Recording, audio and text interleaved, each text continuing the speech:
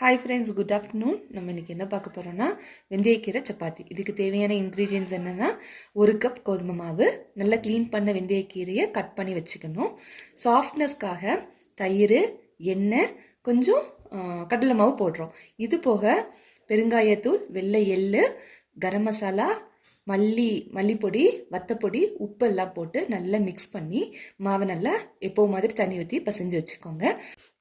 ஒரு ½ an hour கழித்து சப்பாத்தி நல்லா தேய்ச்சி கல்லில் போட்டு நல்ல நெய் விட்டு எடுத்திங்கன்னா நல்ல சுவையான ரொம்ப ஹெல்த்தியான வெந்தயக்கீரை சப்பாத்தி ரெடி ஆயிரும். இதுக்கு சைட் டிஷ்ஷாக சப்பாத்திக்கு சட்னி வச்சு சாப்பிட்லாம். தேங்காய் சட்னி, ஆனியன் ரைத்தா வச்சு சாப்பிட்லாம். ரொம்ப டேஸ்ட்டாக இருக்கும்.